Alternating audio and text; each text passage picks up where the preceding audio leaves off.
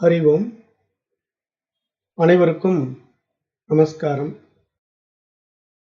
இப்போ இன்றைக்கு நாம் பார்க்க இருக்கின்ற வகுப்பு ஞானம். இப்போ ஞானம் அப்படின்னா தெளிவான அறிவு, சரியான அனுபவம் அப்படி எடுத்துக்கலாம். ஏன்னா நம்மிடத்தில் இருக்கின்ற அறிவு புற அறிவு தானே நம்ம வச்சு பயன்பாட்டில் இருக்கோம். அப்போ இந்த புற அறிவினுடைய அடிப்படையில் இங்கே ஞானம் அப்படின்னு எடுத்துக்கிட்டிங்கன்னா, இப்போ நம்ம எப்படிப்பட்ட விஷயங்களை எல்லாம் மனசில் ஏற்றிக்கிட்டு இருக்கோமோ அதை பற்றிய ஒரு ஞானம், ஒரு அறிவு அப்படிங்கிற மாதிரி பார்க்குறோமா அப்படின்னா இல்ல. இப்ப இங்க நாம பார்க்குற ஞானம் நம்மை நாம் இழப்பது. அதாவது இந்த உலகத்துல அடைவதற்கு எதுவுமே இல்ல அப்படிங்கிற ஒரு தெளிவு வருது இல்லையா? நான் தேடுகின்ற பொருள் எதுவோ அது நானாகவே இருக்கின்றேன் அப்படிங்கிற ஒரு ஞானம் வருது பார்த்தீங்களா? அந்த உயர்ந்த அறிவு, அந்த தெளிவை தான் நம்முடைய பாடத்திட்டத்துல ஞானம் என்று சொல்றோம். ஏன்னா இதுதான் உண்மையான ஞானம். மற்றபடி நடைமுறையில எவ்வளவோ ஞானம் இருக்கு. ஆன்மீக ஞானம் இருக்கு, அறிவியல் ஞானம் இருக்கு. அறிவியல்ல கூட பார்த்தீங்கன்னா, இயற்பியல், புவியியல் அப்படின்ட்டு ஒவ்வொரு பிரிவு, ஒவ்வொரு துறை சார்ந்த அறிவு இருக்கு. அப்ப இது போன்ற அறிவ வச்சுக்கிட்டு அதுதான் ஞானம்னா, அது ஒரு ஞானம் தான். இல்லன்னு சொல்ல முடியாது. இப்ப நமக்கு ஞானத்துல எடுத்துக்கிட்டீங்கன்னு வச்சுக்கங்களேன், நடைமுறையில ஏராளமான விஷயங்கள் இருக்கு. இப்ப பெண்களுக்கு சமையல் செய்றதுல கூட ரொம்ப ஆர்வமா செய்றாங்க இல்லையா? அப்ப அதை பற்றிய ஒரு அறிவும் அவங்க இடத்துல இருக்கு இல்லையா? அப்ப அது கூட நம்ம சமையல் ஞானம்னு தான் சொல்றோம். அது மாரி தான் இசை இருக்கு, நாடகம் இருக்கு, கலை இருக்கு, கவிதை இருக்கு, ஓவியம் இருக்கு, விஞ்ஞானம் இருக்கு. இது மாதிரி எல்லாமே இந்த உலகத்துல நம்ப புற விஷயங்கள் மூலமாக தெரிந்து கொண்ட அத்தனை அறிவும் ஒவ்வொரு தனித்துவமான ஞானம் என்று சொன்னாலும், ஆனா இங்க முடிந்த முடிவுன்னு ஒரு ஞானம் இருக்கு. அது நாம் நம்மை அறிந்து தன்மயமாவது. இங்கு அடைவதற்கு ஒன்றுமில்லை என்ற அனைத்தையும் இழப்பது. அப்ப என்னங்க நடக்கும் அப்படின்னா, இங்க ஒன்று மட்டும் தான் இருக்கு. அது எது? அந்த தூய அறிவு, இறைவன் அப்படிங்கிற நிலைப்பாட்டுல அதற்கு பெயர் தான் ஞானம். இந்த ஞானம் அப்படின்னு எடுத்துக்கிட்டா, அந்த ஞானம்ங்கிற வார்த்தை யாரை குறிப்பிடுது அப்படின்னு கேட்டீங்கன்னா, இறைவனை குறிப்பிடுது. ஏன்னா இறைவன் மட்டும் தான் இருக்கிறான். இறைவனுக்கு வேற இங்க எதுவுமே கிடையாது.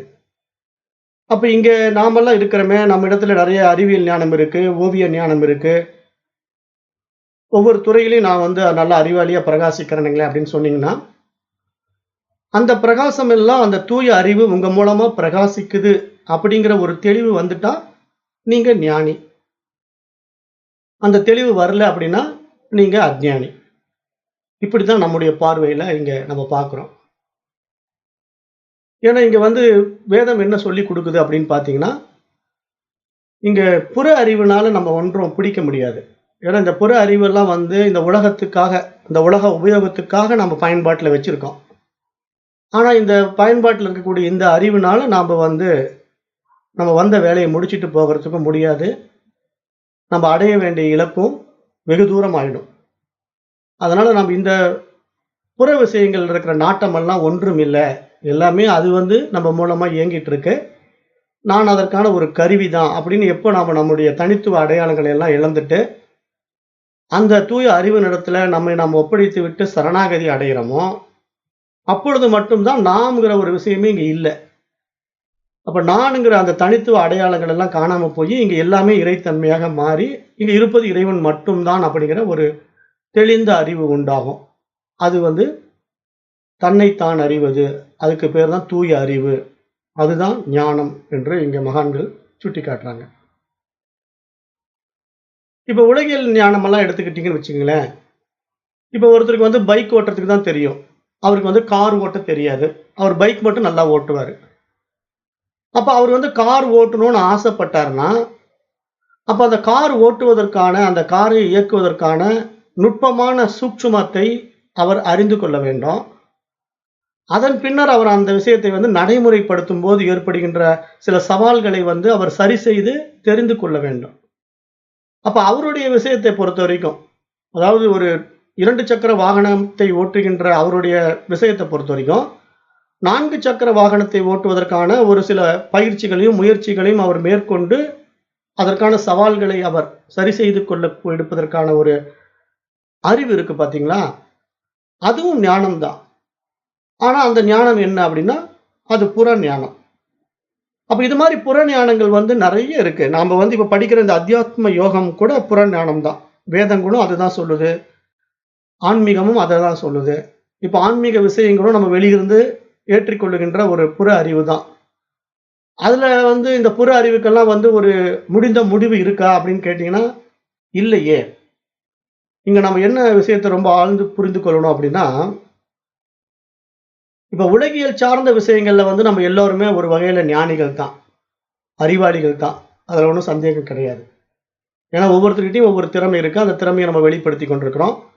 அப்போ எல்லாவற்றையும் நம்ம தெரிந்து கொள்ளுகின்ற ஒரு அறிவாளியா இருக்கிறோம் அப்படிங்கிறதுனால நம்ம ஞானிகள் தான் அப்படின்னு சொன்னாலும், இப்போ சாஸ்திரம் என்ன சொல்லுது அப்படின்னா, இதெல்லாம் வந்து நம்ம வெளியிருந்து ஏற்றி வைத்துக்கொண்ட புற அறிவு. அதாவது வெளிப்புற அறிவு.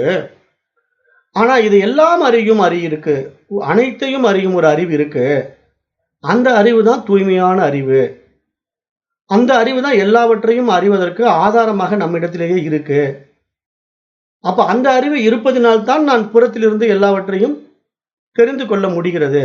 ஆகவே இங்கே மிக மிக முக்கியமான அறிவு, ஞானம், இறைவன் அப்படிங்கிற ஒரு விஷயம் எது அப்படின்னு கேட்டீங்கன்னா, அது நம்மிடத்திலே பிரகாசித்துக் கொண்டிருக்கின்ற அக அறிவு அப்படிங்கிறது தான் இங்க ஞானம் என்று மகான்கள் சொல்ல வருகிறார்கள். அப்ப இத பத்தி உபனிஷத் சொல்லும்போது என்ன சொல்லுதுன்னா, எதை அறிந்து கொண்டால் வேறு எதையும் அறியத் தேவையில்லையோ, அதை அறிவதே அறிவு அப்படின்ட்டு உபனிஷத்தினுடைய மகா வாக்கியம் இருக்கு. இது என்ன சொல்லுது? நீங்க எதை தெரிஞ்சுக்கிட்டீங்கன்னா, வேற எதையுமே தெரிஞ்சுக்க வேண்டியதில்லையோ, அத தெரிஞ்சுக்கங்க. அதுதான் உண்மையான அறிவு அப்படிங்கிற ஒரு ஆழமான விஷயத்த முன்னிறுத்துது. அப்ப இப்ப நம்ம எப்படி புரிஞ்சுக்கணும் அப்படின்னா, இப்ப நான் அந்த தூய அறிவாகத்தான் இருக்கிறேன் என்று நான் அந்த தூய அறிவை தெரிந்து கொண்டா, அந்த அறிவின் மூலமாகத்தான் இங்க எல்லாமே இருக்கிறது. ஆகவே இங்கு அனைத்தும் அந்த அறிவிலேயே வியாபித்து காணப்படுகிறது. அப்படிங்கிற ஒரு ஆழமான உண்மை நமக்கு வந்து புரிய வரும். இந்த அறிவை அறிவதற்கு தான் இங்க மனித பிறவி தேவைப்படுது. மற்ற புற அறிவுகளால மனிதன் எதை கற்றுக்கொண்டானோ, அதுவை கற்றுக்கொண்டது போல நமக்கு தோன்றினாலும், அதனால் அவன் அடையப் போவது ஒன்றுமே கிடையாது. ஏனென்றால், அந்த புற அறிவானது மாறிக்கொண்டே இருக்கின்ற அறிவு. அது வந்து ஒரு முடிந்த முடிவு அப்படின்னு சொல்லவே முடியாது. ஆன்மீகத்திலும் சரி, ஆன்மீகம் மட்டுமல்ல, அறிவியலிலும் சரி, 2மே வந்து மாறிக்கொண்டே இருக்கிற அறிவு. இப்ப நம்ம சொல்லலாம், அறிவியல்ல தானங்க சயின்டிஸ்ட் வந்து அன்னைக்கு ஒரு விஷயத்த கண்டுபிடிச்சாங்க. இன்னைக்கு வந்து அந்த விஷயத்த மாத்தி சொல்றாங்க. ஆகவே மாறிக்கொண்டே இருக்கிற அறிவு வந்து சயின்ஸ் தான். புற அறிவு தானே. ஆன்மீகம் அப்படி இல்லையா அப்படின்னு நீங்க சொன்னீங்கன்னா, அப்படி சொல்ல முடியாதுல்ல. ஆன்மீகமே நீங்க பாருங்களேன். அத்வைத சித்தாந்தம் இருக்கு. துவைத சித்தாந்தம் இருக்கு. விசிஷ்டாத்வைத சித்தாந்தம் இருக்கு. இத தவிர சாங்கியம், யோகம், நியாயம், வைசேசிகம், மீமாம்சம் அப்படின்ட்டு நெறைய பிரிவுகள் இருக்கு. இது இல்லாம பௌத்தம் இருக்கு, சமணம் இருக்கு, அப்புறம் இஸ்லாமியம் இருக்கு, கிறிஸ்துவம் இருக்கு. இப்ப இதெல்லாம் பாருங்க. இதெல்லாம் ஆன்மீகத்துல வரக்கூடிய விஷயங்கள் தானே. அப்ப இதெல்லாம் ஆன்மீகத்துல வருகின்ற விஷயங்கள், அது அவரவர்கள் அடைந்த ஞானம் என்று சொன்னாலும், அந்த ஞானம் தான் முடிந்த முடிவா அப்படின்னு நீங்க ஆராய்ந்து பார்க்கணும். அப்படி ஆராய்ந்து பார்த்தால் தான் இது மனித பிறவியின் மகத்தான விஷயமா பார்க்கப்படுது. ஒருத்தர் சொல்றத அப்படியே ஏத்துக்கிட்டு வாழ்றதல்ல மனித பிறவி. இப்போ அத்வைத சித்தாந்தம் ஒரு கருத்தை முன்னிறுத்துது, துவைத சித்தாந்தம் ஒரு கருத்தை முன்னிறுத்துது, விசிஷ்டாத்வைதம் ஒரு கருத்தை முன்னிறுத்துது. இப்ப 3 கருத்துக்களும் 3 விதமான முரண்பாடுகளோட இருக்கு. அப்ப இதுல எது சிறப்பு அப்படின்னு நீங்க ஆராய்ந்து பார்க்கும்போது, இது 3மே உங்களுக்கு முரண்பாடாக இருக்கிறதுனால, இதுதான் சிறப்பு என்று சொல்லவே முடியாது. ஏன்னா புற அறிவு மாறிக்கொண்டே இருக்கின்ற அறிவு. அது ஆன்மீக விஷயமாக இருந்தாலும் அப்படித்தான். அப்ப வந்து இப்ப இதுதான் சிறந்தது, இதுதான் சிறப்புங்க. இதுல வந்துட்டீங்கன்னா, நீங்க முடிச்சுட்டீங்க, எல்லா வேலையும் முடிச்சுட்டீங்க அப்படின்னு நம்ம ஆன்மீக விஷயத்துல ஏதாவது ஒரு விஷயத்த மேற்கோளிட்டு காட்ட முடியுமா? நீங்க இந்த பாதையில வந்துட்டீங்க. நீங்க வந்து அத்வைத சித்தாந்தத்துக்குள்ள வந்துட்டீங்க. அப்ப இதுதான் முடிந்த முடிவுங்க அப்படின்னு சொல்லிட முடியுமான்னா, அப்படி சொல்ல முடியாதுங்கிறத நான் சொல்றேன். ஏன்னா வேறு சிலர் என்ன சொல்றாங்க, அப்படி கிடையாது. அங்க இறைவன் மட்டும் இல்ல. அவர் பரமாத்மா இருப்பது போல ஜீவாத்மாக்களும் இருக்கின்றன. அதையும் நாம் ஏற்றுக்கொள்ள முடியாது அப்படின்னு வாதிடக்கூடிய ஒரு பிரிவினர் இருக்கத்தானே செய்றாங்க. அப்ப இதுதான் முடிந்த முடிவு ஒன்றா இருந்தா எல்லோரும் ஏற்றுக்கணும் இல்லையா? ஏன் எல்லாராலும் ஏத்துக்க முடியல?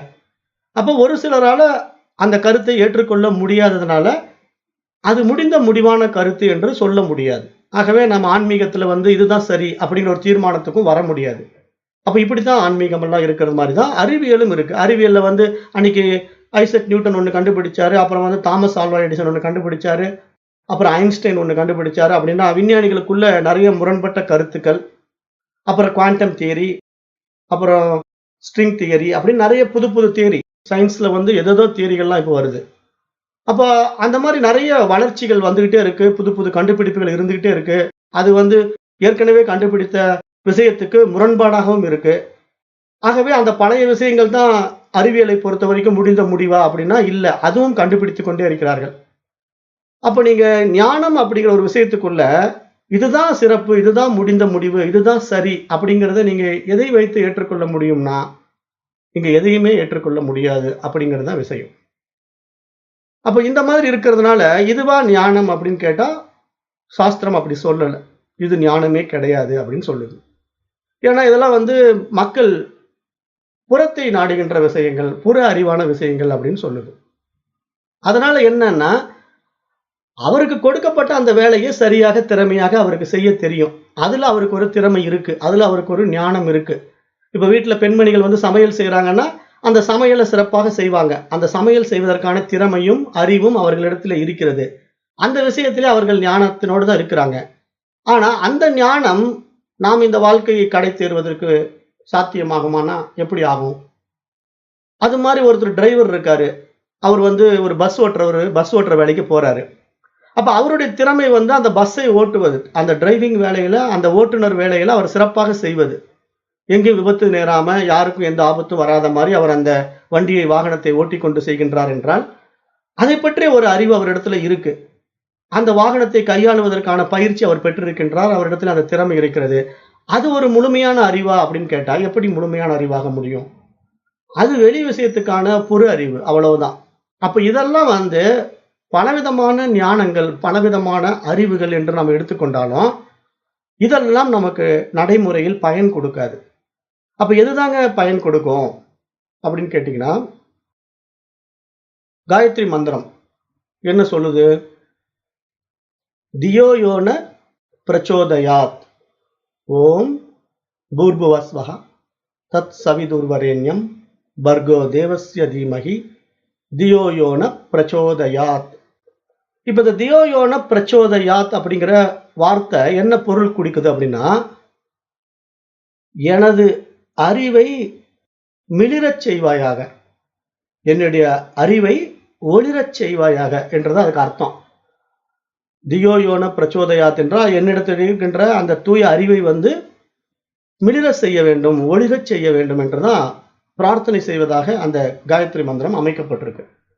அப்ப இதுதான் இங்க எல்லாருக்குமே கொடுக்கக்கூடிய உபாசனம். ஏன்னா சிறு குழந்தைகள்ல கல்விக்கூடத்துல குழந்தைகளை கொண்டு போய் சேர்த்தும்போது, முதல்ல அவங்களுக்கு இந்த பூணூல் போட்டு காயத்ரி உபாசனா தான் சொல்லிக் குடுப்பாங்க. வேத கல்வி பாடசாலையில. அப்ப என்ன அங்க சொல்லிக் குடுக்குறாங்க அப்படின்னா, ஆரம்பத்திலேயே நீ அந்த அறிவை மிளிரச் செய்ய வேண்டும். நீ அந்த தூய அறிவுதான் என்ற ஆழமான விஷயத்தை சுட்டிக்காட்டுகின்ற ஒரு மிக உயரிய கல்வி நம்முடைய வேத கல்வி. அப்ப அப்படித்தான் அன்றைய காலங்களிலே நமக்கு இந்த மாரி பாடத்திட்டங்களை கொடுத்து, அது அந்த பரமாத்மாவினுடைய அறிவாகவே இங்கு நான் பிரகாசித்துக் கொண்டிருக்கின்றேன். அவருக்கான ஒரு கருவியாக நான் இங்கு இருந்து கொண்டிருக்கின்றேன். அப்படிங்கிற புரிதலோடு அவர்களை வழிநடத்தி செல்வதனால, அவர்களுடைய அந்த புரிதல் ஆற்றல் எப்படி இருக்கும்னா, எல்லாரை விட மேன்மை நிறைந்ததாக, அபரிமிதமான ஆற்றல் நிறைந்ததாக, தூய அறிவாக பிரகாசிக்கக்கூடியவர்களாக அவர்கள் மாறிவிடுவதை நாம் நடைமுறையில் பார்க்கிறோம். அப்ப அப்படித்தான் இன்றைக்கு வேதத்துல கல்விகள் எல்லாம் கற்றுக் கொடுக்கப்பட வேண்டும். ஏன்னா, அந்த தூய அறிவு மிளிர்ந்தால் மட்டும் தான், நாம் நம்முடைய அடிப்படை தேவைகளை கஷ்டமின்றி நாம் தேடிக்கொள்ள முடியும். ஏன்னா, அந்த தூய அறிவு நம்மிடத்துல ஒளிரவில்லை அப்படின்னா, நமக்கு இந்த உலகம்ங்கிற ஒரு விஷயமே என்னன்னு தெரியாது, ஒண்ணும் புரியாது. ஆட்டு மந்தைகள் மாதிரி வாழ்வோம். ஏன்னா இங்க மனிதனும் மிருகத்துக்கும் பெரிய வித்தியாசமே இல்ல. கல்வி மட்டும் தான் வித்தியாசம். அப்போ இங்க அதுல நம்ம வந்து புரிதல் இல்லாம மிருகம் மாரியே வாழ்ந்து கொண்டிருப்போம். அப்போ நம்ம இதெல்லாம் மாற்றம் செய்யணும் அப்படின்னா, மனிதனுக்கு வந்து இது போன்ற விஷயங்களை சொல்லிக் குடுத்து, "நீ அந்த தூய அறிவாகத்தான் இருக்கின்றாய்" என்ற உபதேசத்தின் அடிப்படையில, அது எவ்வாறு அந்த அறிவு நம்மிடத்திலே பிரகாசிக்கின்றது, அந்த பிரகாசத்திற்கு தடையா என்ன நம்மிடத்திலே இருக்கின்றது அப்படிங்கிற நெறைய விஷயங்களை வந்து கற்றுக்கொள்வதற்கு தான், நமக்கு இந்த குருகுல கல்வி, இந்த பாடத்திட்டங்கள் எல்லாம் அமைக்கப்பட்டிருக்கு.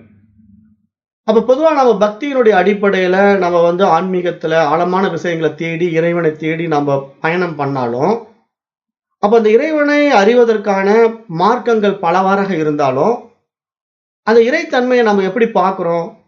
உருவத்துல பார்க்கிறோம், அருவத்துல பார்க்கிறோம், அரு உருவத்திலயும் பார்க்கிறோம். இறைவனை பொறுத்தவரைக்கும் நமக்கு கற்றுக் கொடுக்கப்பட்ட விஷயங்கள் எப்படின்னா, உருவத்திலயும் இறைவன் இருக்கிறான், அருவமாகவும் இருக்கிறான், அரு உருவமாகவும் இருக்கிறான். ஆக 3 திருமேனிகளையும் இருக்கின்ற நிலையில இறைவன் இருக்கின்றான் அப்படிங்கிற ஒரு ஆழமான உண்மை நமக்கு புரிந்தாலும், இங்க இன்னும் கொஞ்சம் மேல்நிலைக்கு வரணும். ஏன்னா இங்க உருவம், அருவம், அருவுருவம் என்ற 3 நிலைகளையும் கடந்து, சச்சிதானந்த பிழம்பாய் நீக்கமற எங்கும் நிறைந்திருக்கும் இறைவனை அறிவால் வழிபடுதல் தான் மிக உயரிய நிலை.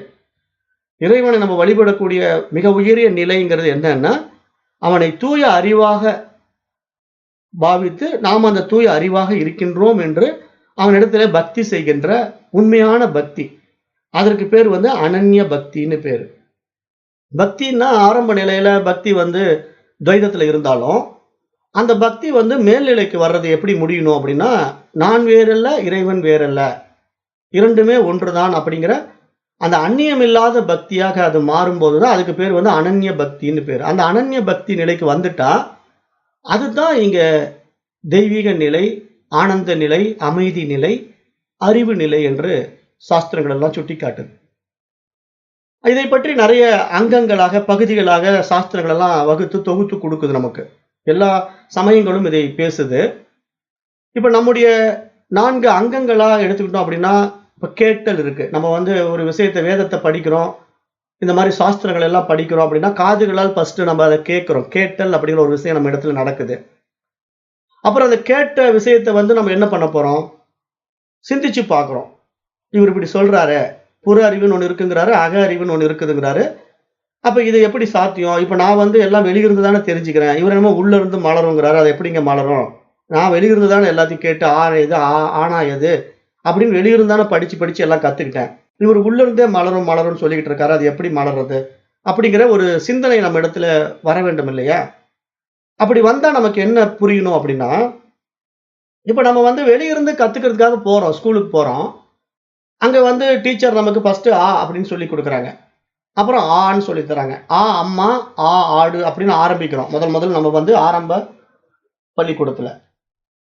அப்ப ஆன்னா அம்மா, ஆன்னா ஆடு அப்படின்னு அவங்க டீச்சர் சொல்லிக் குடுக்கும்போது, அத புரிஞ்சுக்கிறதுக்கு ஒரு அறிவு வேணும்ல்ல உங்ககிட்ட. இப்ப வெளியிருந்து நீங்க ஆன்னா அம்மா, ஆன்னா ஆடு அப்படின்னு சொல்றது என்னமோ லகுவா தான் இருக்குது. ஆனா இந்த ஆங்கிற எழுத்துக்கு அம்மா வரும்பா, ஆங்கிற எழுத்துக்கு ஆடு வருது. அப்ப இப்படிதான் நீ இதெல்லாம் புரிஞ்சுக்கணும். அப்படிங்கிற எழுத்துக்கள வைத்து நமக்கு வந்து உருவங்களை காட்டி, இந்த உலகத்த நமக்கு அறிமுகப்படுத்துறாங்க இல்லையா? ஆசிரியர்கள் எல்லாம். அப்ப இந்த மாரி உலகத்த நமக்கு அறிமுகப்படுத்தும்போது, அதையெல்லாம் நாம் புரிந்து கொள்வதற்கான ஒரு சிந்தனா சக்தி, கேட்ட விஷயத்தை நம் உள்ளே சிந்திக்க தகுந்த ஒரு ஆற்றல் நம்மிடத்திலேயே இருக்கு. அதனால தான் அவங்க ஆன்னு சொன்ன உடனே, அம்மான்ன உடனே நமக்கு அம்மா ஞாபகத்துக்கு வந்துர்றாங்க. ஆன்னு சொல்லி ஆடுன உடனே நமக்கு ஆடு ஞாபகத்துக்கு வந்துருது. அப்ப அந்த வார்த்தைகளும், அந்த உருவமும், அந்த எழுத்துக்களும் நமக்கு வந்து மனதுல பதியுது. அந்த சிந்தனா சக்தியின் மூலமா நமக்கு மனதுல பதியுது. அப்ப பதியும்போது நமக்கு என்ன நடக்குது? ஓ! இதெல்லாம் இது இன்னது என்று பகுத்து, பிரித்து பார்க்கின்ற ஒரு அறிவு எனக்குள்ளேயே இருக்குது. அந்த அறிவினால் நான் இதையெல்லாம் சரியாக கையாளுகின்றேன்ங்கிற ஒரு தெளிவு வருது இல்லையா? இந்த 3 விஷயங்கள தான் சாஸ்திரம் என்ன சொல்லுதுன்னா, சிரவணம், மனனம், நிதித்தியாசனம்னு சொல்லுது. கேட்டல், சிந்தித்தல், தெளிதல் அப்படிங்கிற 3 விஷயங்கள் இருக்கு. இதுக்கு அப்பால ஒரு விஷயம் இருக்கு. அது 4வது விஷயம். அது வந்து நிட்டை கூடல். தமிழ்ல வந்து நிஷ்டை. நிஷ்டை கூடல் என்று பெயர். நிஷ்டை கூடல் அப்படின்னா, இப்ப நான் வந்து கேட்டேன், அதைப் பற்றி ஆராய்ந்து பார்த்தேன். அதுல ஒரு தெளிவையும் அடைஞ்சுட்டேன். ஆனா அதுதான் நான் அப்படிங்கிறதுக்கு உண்டான ஒரு நிஷ்டை நம்ம இடத்துல நடக்கணும். பிராக்டிகல் நம்ம இடத்துல நடக்கணும். ஏன்னா நம்ம வந்து படிக்கிறோம், படிச்சு இந்த காதுல வாங்கி அந்த காதுல விட்டுட்டே போயிட்டு இருக்கோம் அப்படின்னா, அது எத்தனையோ விஷயங்கள் மாரி 10ஓடு 11ஆ நம்ம இந்த பாடத்தெல்லாம் படிக்க முடியாது. ஏன்னா இது நம்மை அறிவதற்கான கல்வி இல்லையா? ஞானம்ங்கிறது வந்து முடிந்த முடிவு சொல்லக்கூடிய விஷயம். இப்ப வேற எந்த சப்ஜெக்ட்லயுமே முடிந்த முடிவு கிடையாது. இப்ப மனிதர்களால் உருவாக்கப்பட்ட அத்தனை புற விஷயங்களுக்கும், இதுதான் முடிந்த முடிவுன்னு யாராவது சொல்ல முடியுமா? இப்ப சமையல் கலை இருக்கு. சமையல் செய்து கொண்டிருக்கிற பெண்மணிகள் கிட்ட வந்து, சமையல்ல வந்து இதுதாங்க முடிந்த முடிவு. இதுக்கு மேல சமையல்ல எதுவுமே கண்டுபிடிக்க முடியாதுன்னு யாராவது சொல்ல முடியுமா? சொல்ல முடியாது. ஏன்னா இன்னொரு பெண் புதுமையான ஒரு மெனுவ கண்டுபிடிப்பாங்க. புது ஐட்டத்த கண்டுபிடிச்சு, பாருங்க இப்படியும் சமைக்கலாம். நீங்க இவ்வளவு நாள் இப்படி தானே சமைச்சுக்கிட்டு இருந்தீங்க. பாருங்க நான் இப்படி சமைச்சு காட்டுறேன்ட்டு, அந்த மெனுவுல கொஞ்சம் சேஞ்ச் பண்ணா, அது ஒரு புது சமையல், புது படையல். அப்ப இது மாதிரி ஒவ்வொரு விஷயத்தையும் மாற்றம் பண்ணலாம் இல்லையா? இப்ப கண்டுபிடிக்கப்பட்ட அத்தனை விஷயங்களும் மனிதனால் கண்டுபிடிக்கப்பட்ட, அவனுடைய புற அறிவினால் வெளிப்பட்ட எவ்வளவோ உலக விவகாரங்கள் இருக்கு. அத்தனைக்குமான அறிவு வளர்ந்து கொண்டே இருக்கிறது. அதற்கான முடிந்த முடிவு இதுதான் என்று யாராலும் வரையறுக்க முடியாது. அப்ப வரையறை இல்லாத அந்த அறிவு வளர்ந்து கொண்டே இருப்பதினால, அந்த அறிவுக்கு முடிவு என்று கிடையவே கிடையாது. அப்ப எதுக்கு முடிந்த முடிவு இருக்கு? எந்த அறிவுனால இனிமேல் இதுக்கு மேல ஒரு வரையறை கொடுக்க முடியாது. அந்த அறிவுக்கான விளக்கத்தை இதுக்கு மேல சொல்லவே முடியாது அப்படின்னு ஒரு அறிவு இருக்கு இல்லையா? அது நம்முடைய சுய அறிவு. அந்த அறிவு தான் இங்க நம்மளுடைய நிஷ்டையா மாறணும். ஏன்னா நாம அந்த அறிவா தான் இருக்கிறோம். அந்த அறிவு நமக்கு தெரியாதனால தான், நம்ம மனதில ஏற்றி வைத்துக் கொண்ட புற அறிவுகள் எல்லாம் வந்து உண்மை என்று பாவித்துக் கொண்டு, அதன் வழியிலே நாம் போய்க் கொண்டிருக்கிறதுனால நமக்கு இத்தனை மன உளைச்சல்களுக்கும், பிரச்சனைகளுக்கும் காரணமாக அமையுது. அப்ப இங்க சாஸ்திரம் என்ன சொல்லிக் குடுக்குது? இந்த 3 நெறிகள்ல நம்ம இறைவனை வழிபடுறோம் இல்லையா? உருவம், அருவம், அருவுருவம் அப்படின்ற இந்த 3 நிலைகள்ல ஆரம்பத்துல மனிதன் வழிபடலாம். தப்பு கிடையாது. ஆனா, அவன் அந்த மாரி வழிபட்டு அங்கேயே நின்னுடக்கூடாது. காரணம் என்ன? அதற்கு மேலேயும் பயணம் பண்ணணும். ஏன்னா, இங்க புற அறிவோடு எல்லாம் முடிவது கிடையாது. முடிந்த முடிவு அங்க உருவாவது கிடையாது. அப்ப முடிந்த முடிவை நோக்கி நாம் பயணிக்க வேண்டும். அதுதான் நம்முடைய இலக்கு. இப்ப நான் ஒரு இலக்க முடிவு பண்றேன்னா, அந்த இடத்துல போய் சேர்ற வரைக்கும் வழியில எத்தன இடம் வேணா வரலாம், எத்தன ஊர்கள் வேணா வரலாம். அதெல்லாம் நமக்கு நம்முடைய டெஸ்டினேஷன் கிடையாது. நம்ம அடையக்கூடிய இலக்கு கிடையாது. அப்ப அது பயண பாதையில வரக்கூடிய பகுதிகள். அதிலேயே நம்ம நின்னுடக்கூடாது. நெறைய பேர் இந்த வழிகாட்டிகளையே புடிச்சுக்கிட்டு நின்னுடுறாங்க இல்லையா? இப்ப வழிகாட்டிகள்னா நான் எத சொல்றேன்? இப்ப நம்ம வந்து பாதையில பயணம் பண்ணி போறோம். இந்த பக்கம் போனா கோயம்புத்தூர், இந்த பக்கம் போனா சென்னைன்னு போர்டு போட்டிருக்கு. சரி நான் இந்த இடத்துல நின்னுக்கிறேங்க. அப்படி நின்னுட்டா நீங்க எப்படி கோயம்புத்தூர் போய் சேருவீங்க? அல்லது எப்படி சென்னை போய் சேருவீங்க? நீங்க வேற ஊர்ல இருந்து வந்துட்டு இருக்கீங்க. கன்னியாகுமரியில இருந்து வந்துட்டு இருக்கீங்க. அப்ப நீங்க போக வேண்டிய இலக்கை தீர்மானிக்கணும். சென்னை போகணுமா? கோவை போகணுமா? அப்படின்னு ஒரு இலக்கை தீர்மானிக்கணும். அது சென்னைன்னு முடிவு பண்ணிட்டீங்கன்னா, அந்த சென்னைக்கு வழிகாட்டுகின்ற திசையில நீங்க மேலும் பயணத்தை தொடரணும். அது மாதிரி தான் இங்க புற அறிவெல்லாம் நமக்கு சில விஷயங்களை கற்றுக் கொடுக்கும். அதெல்லாம் நமக்கு வழிகாட்டிகள் தான். ஆனா அதிலேயே நம்ம நின்னுடக்கூடாது. அதற்கு மேலும் நாம் பயணம் செய்ய வேண்டும். அப்ப நம்முடைய இலக்கை அடையும் வரை நாம் ஓயாமல் நம்முடைய புற அறிவிலே மாற்றங்கள் நிகழ்ந்து கொண்டே இருக்க வேண்டும். அது பல வகைகளில் முயற்சியை மேற்கொண்டுண்டே இருக்க வேண்டும். அப்பொழுதுதான் நம்ம அந்த இலக்கை அடைய முடியும். அப்ப அந்த இலக்கு தான் என்னன்னா, அதற்கு மேல் அடைவதற்கு ஒன்றும் இல்ல. அந்த இலக்கை அடைந்து விட்டேன். இனி நான் அடைவதற்கோ, பயணிப்பதற்கோ, தெரிந்து கொள்வதற்கோ ஒன்றுமே இல்ல. எல்லாம் அவ்வளவுதான் முடிஞ்சு போச்சு. அப்ப எப்பொழுது எல்லாம் நிறைவாகின்றதோ, எப்பொழுது எல்லாம் திருப்தியாகின்றதோ, அடைவதற்கு ஒன்றுமில்லை என்ற ஒரு நிலை உண்டாகின்றதோ, அதுவே ஞானம் என்று இங்கு சாஸ்திரம் சுட்டிக்காட்டுது. ஏன்னா அதுதான் மிக உயரிய ஞானம். அதாவது இங்க ஞானம் அப்படிங்கிற நிலைய வந்து நெறைய பேர் ஏதோ நெறைய படிச்சுட்டா ஞானம் அப்படின்னு நெனச்சுக்கிறாங்க. ஒன்றுமே இல்லை என்று நம்மை இழப்பது தான் இங்க ஞானம். ஏன்னா இங்க ஒன்றுமே இல்லை என்று நம்மை நாம் இழக்கின்ற நிலையிலே, நம்முடைய தூய அறிவு பிரகாசிக்குது பார்த்தீங்களா? அதுதான் இங்க ஞானம். மற்றபடி வெளியிருந்து ஏற்றுக்கொள்வதெல்லாம் புற ஞானம். இதனால எந்த பயனும் கிடையாது. அததான் இங்க மகான்கள் வந்து ஞானம் அப்படிங்கிற வார்த்தைக்கான டெஃபினிஷனா பார்க்கிறோம். ஒரு வரையறையா, ஒரு வரைமுறையா பார்க்கிறோம். அப்ப அந்த ஞானம் தான் முடிந்த முடிவு. அதற்கு மேல் அங்கு பயணிப்பதற்கு ஒன்றுமில்லை. அடைவதற்கு ஒன்றுமில்லை.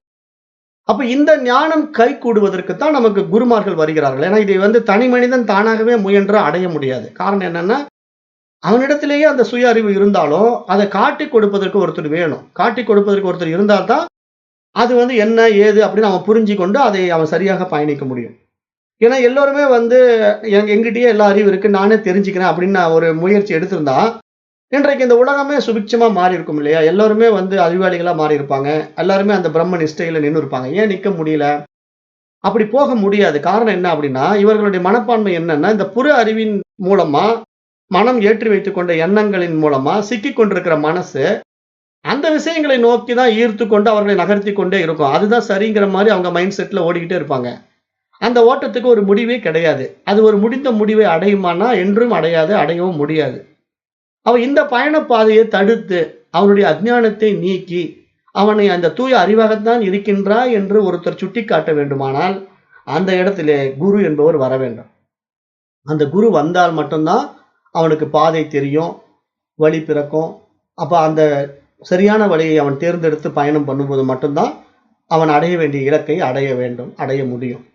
அதுதான் வழிகாட்டி. குரு தான் இங்க வழிகாட்டி. அப்ப அவர் மூலமா நம்ம வந்து சரியான வழியில பயணிக்கணுமே தவிர, பாதை மாரி பயணம் பண்ணோம் அப்படின்னா, கால விரயம் ஆகும். அதாவது நீங்க சென்னைக்கு உண்டான வழிகாட்டிய பார்க்காம, நீங்க பாட்டு கார்ல போயிட்டே இருந்தீங்கன்னா, போயிட்டே இருக்க வேண்டியது தான். சென்னை தான் போகுதான்னு தெரியாது. பல ஊர்கள சுத்தி பார்த்துட்டு, அப்புறம் என்னடா இன்னும் சென்னை வரலன்னா எப்படி வரும்? பாதை மாரி போயிட்டு இருந்தா, ஆப்போசிட் டைரக்ஷன்ல போயிட்டு இருந்தா, சென்னை வருவது பதிலா கன்னியாகுமரி வந்துடும்.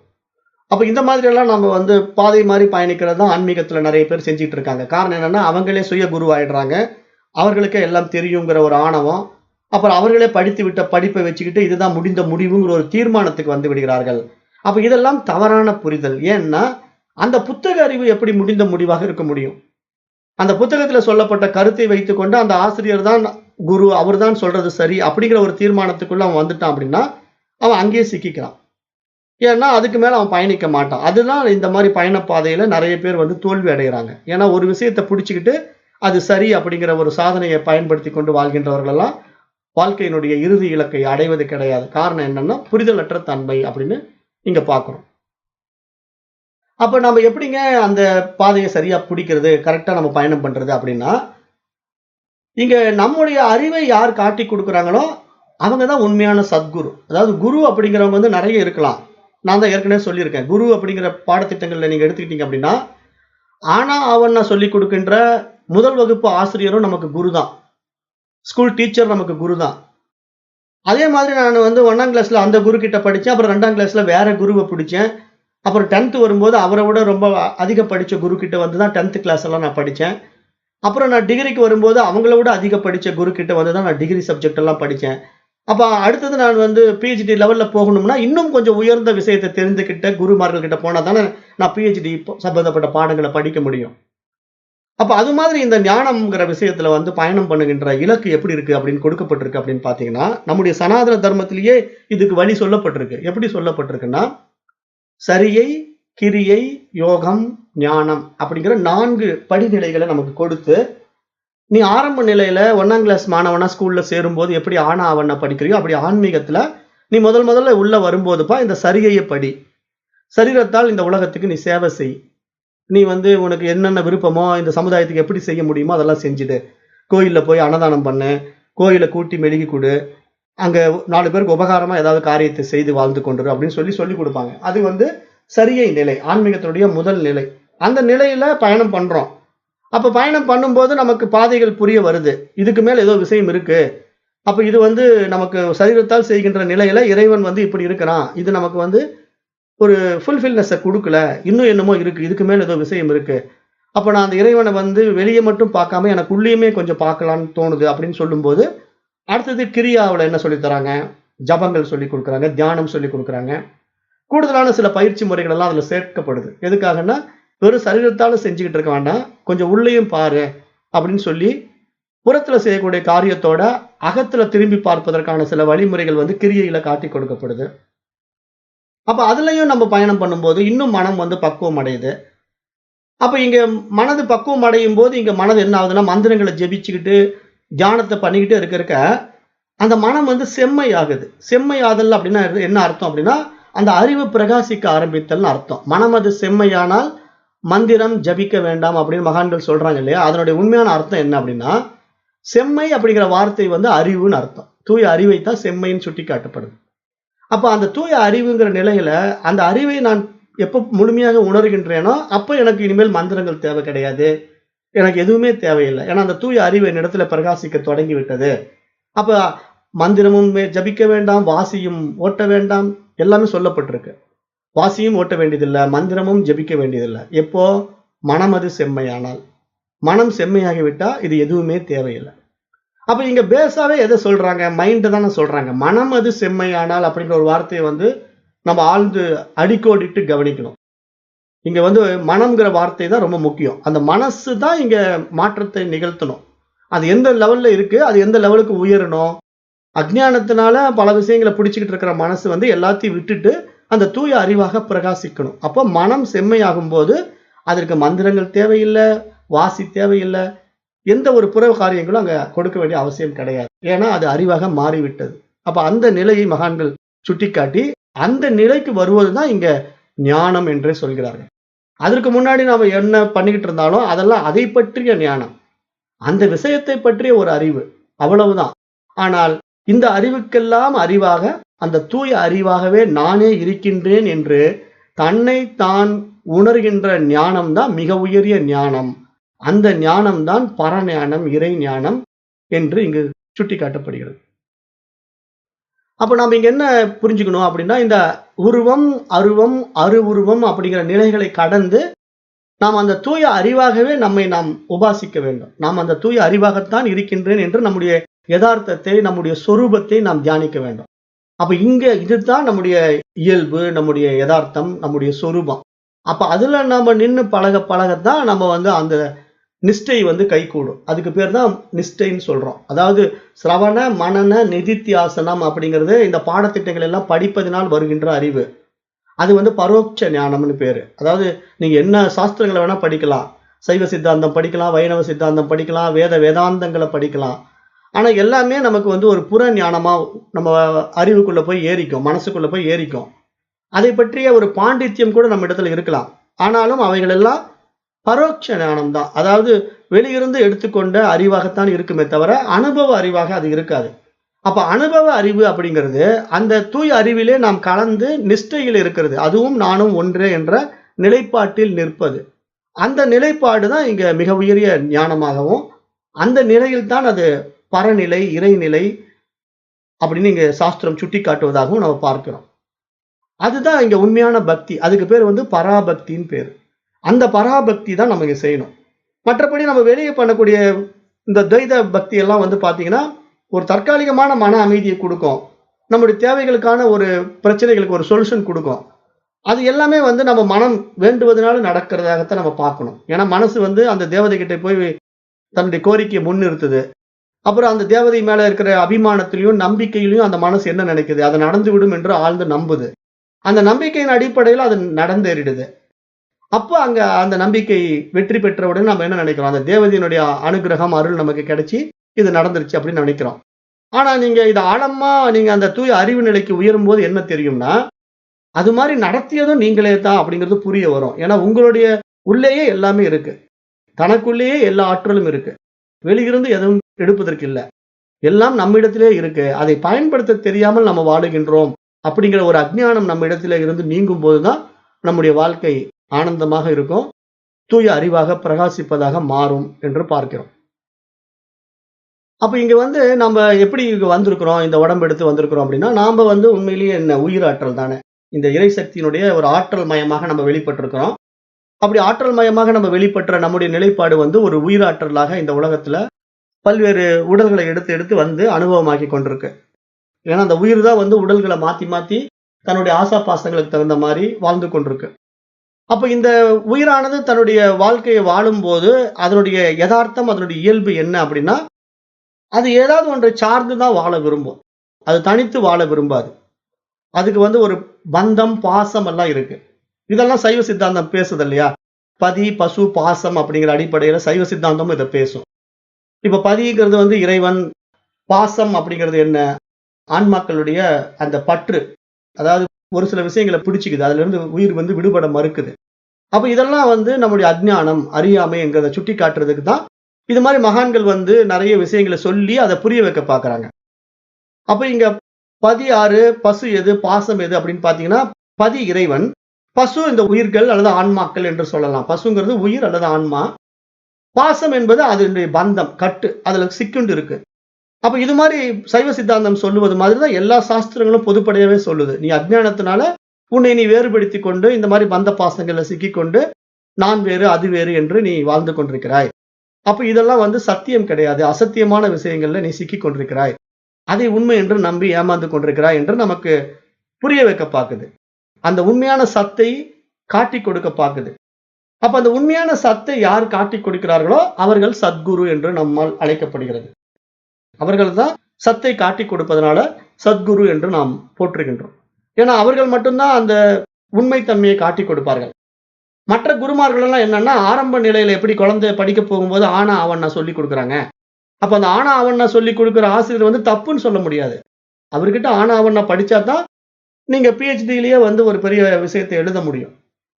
அப்போ பிஹெச்டில வந்து நான் ஒரு விஷயத்தை எடுத்து கொடுக்கிறேன் சமுதாயத்துக்கு. என்னுடைய இந்த விஷயத்தை பத்தி நான் ஆராய்ந்திருக்கிறேன். என்னுடைய அறிவியல இப்படி நான் இந்த விஷயத்தை வெளிப்படுத்துறேன் அப்படின்னு சொல்லி ஒரு விஷயத்தை நீங்க குடுத்தீங்கன்னா, அது ஒரு மிகப்பெரிய சப்ஜெக்ட்டா மற்றவர்களால் அங்கீகரிக்கப்படுது அப்படின்னா, அதற்கான அடிப்படை அறிவு அந்த 1ஆம் கிளாஸ் வாத்தியார் வந்து உங்களுக்கு ஆனா ஆவண்ணா சொல்லிக் குடுத்ததுனால வந்தது அப்படிங்கிறத நீங்க மறந்து விடக்கூடாது. அது மாரி இங்கேயும் ஆன்மீகத்திலயும் ஆரம்ப நிலை சாதகனாக சரிகையில நம்ம பயணம் பண்ணாலும், கிரியையில பயணம் பண்ணாலும், அதை நம்ம மறக்க வேண்டியதில்ல. அதெல்லாம் நமக்கு அடித்தளமா இருந்திருக்கு. அப்படி நான் பயணம் பண்ணதுனால தான் நான் மேல் நிலைக்கு வந்திருக்கிறேன். ஆகவே அந்தந்த நிலைப்பாட்டுல அந்தந்த குருமார்கள் நமக்கு தேவைப்படுறாங்க. அப்ப யாரையும் நாம் இங்க உதாசீனப்படுத்த வேண்டியதில்ல. இவர் உயர்ந்தவர், இவர் தாழ்ந்தவர் அப்படிங்கிற பேதமை புத்தி வந்து உயர் ஞானத்துல வரக்கூடாது. கீழ்நிலையில இருக்கிற மாணவனுக்கு வேணா அந்த வித்தியாசம் இருக்கலாம். கீழ்நிலை மாணவன் என்ன நினைப்பான்? 1ஆம் கிளாஸ் படிக்கிற பையன்கிட்ட போயி 1ஆம் கிளாஸ் சொல்லிக் குடுக்கிற ஆனா ஆவண்ணா வாத்தியாரும் அங்க உட்கார்ந்திருப்பாங்க. பிஹெச்டி வாத்தியாரும் அங்க உட்கார்ந்திருப்பாங்க. ஆனா அந்த பையனுக்கு 1ஆம் கிளாஸ் சொல்லிக் குடுக்கிற வாத்தியார் தான் பிடிக்கும். ஏன்னா அவர் ஆனா ஆவண்ணா சொல்லிக் குடுக்கறதுனால அருமையா சொல்லிக் குடுக்குறாரு. எனக்கு புரியிற மாரி அம்மாவ காட்டிக் குடுக்குறாரு, ஆட்டுக்குட்டிய காட்டிக் குடுக்குறாரு அப்படின்னு அந்த பையன் என்ன பண்ணுவான்? அந்த 1ஆம் கிளாஸ் வாத்தியார ரொம்ப லைக் பண்ணுவான். பட் இந்த பிஹெச்டி டீச்சர் பக்கத்துல உட்கார்ந்திருப்பாங்க மாஸ்டர். ஆனா அவர் என்னன்னா தஸ்ஸு புஸ்ஸுன்னு இங்கிலீஷ்ல பேசுவாரு. இவனுக்கு ஒண்ணும் புரியாது. என்னென்னமோ சொல்றாரே, இந்த வாத்தியார் நமக்கு லைக் பண்ண மாட்டாரு அப்படின்னு அந்த பையன் என்ன பண்ணுவான்? அந்த பிஹெச்டி மாஸ்டர வெறுப்பான். அந்த 1ஆம் கிளாஸ் மாஸ்டர விரும்புவான். அப்ப என்ன காரணம்? அவனுக்கு அந்த புரிதலற்ற நிலையில அவன் அத லைக் பண்றான் இல்லையா?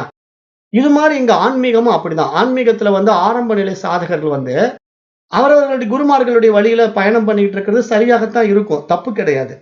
ஆனா அந்த நிலையிலேயே நாம இருக்கக்கூடாது. அடுத்தது இன்னும் ஏதோ இருக்குதா அப்படின்னு நம்ம தேட ஆரம்பிக்கும்போது தான் அடுத்தடுத்த படிநிலைகளுக்கு நம்ம உயர முடியும். இப்ப 1ஆம் கிளாஸ் பையனுக்கு வந்து எனக்கு 1ஆம் கிளாஸ் டீச்சர் பிடிச்சிருச்சுன்னு சொல்லி அங்கேயே உட்கார்ந்தா என்ன ஆகும்? அவன் 2ஆம் கிளாஸ்க்கு வர முடியாது. அப்ப ஃபெயில் ஆகி அங்கேயே உட்கார்ந்துக்க வேண்டியதுதான். அது மாரி தான் ஒவ்வொரு வகுப்பறையிலயும் மாணவர்கள் வந்து எனக்கு அந்த மாணவர்கள் பிடிச்சு போச்சு அல்லது அந்த ஆசிரியர் பிடிச்சு போச்சுன்னு சொல்லிட்டு ஃபெயில் ஆகுறது அந்த வகுப்பிலேயே உட்கார்றதுக்காக.